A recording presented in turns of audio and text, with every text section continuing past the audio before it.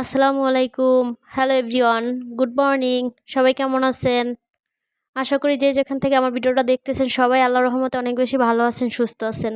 আর আজকে আমরা অত বেশি ভালো নাই। আমার মেয়েটা সকালবেলা মানে রাতের বেলা হঠাৎ করেই অসুস্থ হয়ে পড়ছে বুকে ব্যথার জন্য।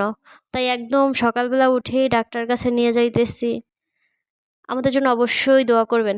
আমার মেয়ের জন্য দোয়া করবেন সবাই, যেন ও তাড়াতাড়ি সুস্থ হয়ে যায়।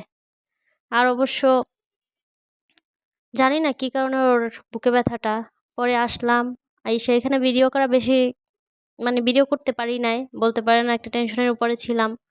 তারপর ডাক্তারটা দেখাই নিয়ে আসলাম, অনেকগুলো টেস্ট দিলো। আস্তে আস্তে প্রায় এখন 1টা বেজে গেছে, সেই সকালবেলা গেছি।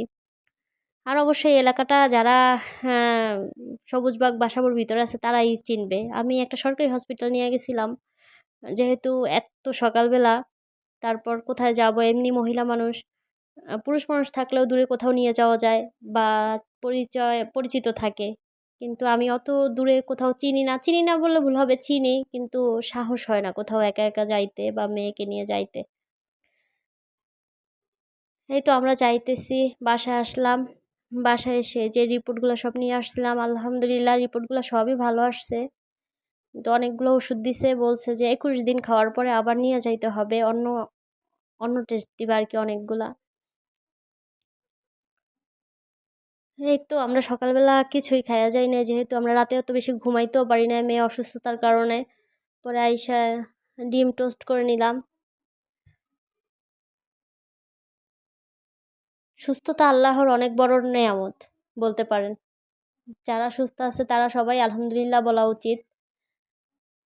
জানি না আমার মেয়েটার কেন এরকমের হলো হঠাৎ করে। রাতেই অনেক বেশি বুকে ব্যথা ছিল। আর এর আগেও অনেকবার 2-1বার হয়েছিল এরকমের বুকে ব্যথা, তখন অত খেয়াল করি নাই, ভাবছি হয়তো বা গ্যাসের জন্য বা এরকমের কিছু। তো আমরা দুজনে খাইতেছি, কারণ এখন রান্না করার সময়ও নেই, মেয়ের আবার পড়াও আছে। ডিম টোস্ট খেলাম, চা দিয়ে রুটি খেলাম। আর আমি তো চা প্রেমিক, সবাই তো দেখেনি আমার ভিডিওতে আমি কত বেশি চা খাই। আমার 2-1বার প্রত্যেকদিন 3-4বার চা খাইতেই হয়, না হয় আমার ভালো লাগে না। তারপর আমি এখানে একটু নুডলস রান্না করে নেব, যেহেতু দুপুরবেলা শুধু এগুলো খেয়ে তো থাকা যাবে না। চিন্তা করতেছি একবারে বিকালবেলায় রান্না করব, কারণ এখন মাছ নামাই ভিজায় তারপর রান্না করতে করতে আমাদের অনেক লেট হয়ে যাবে খাইতে, এর জন্য আর কি। আর প্রত্যেক দিনের মতো সবাইকে একটা কথাই বলতে চাই, যারা যারা আমার ভিডিওতে অনেক বেশি সাপোর্ট করতেছেন, ভালোবাসতেছেন, তাদের সবাইকে অসংখ্য ধন্যবাদ। আর যদি আমার ভিডিওটার কোনো অংশে একটুকু ভালো লেগে থাকে, লাইক দিয়ে সাবস্ক্রাইব করে পাশে থাকতে পারেন।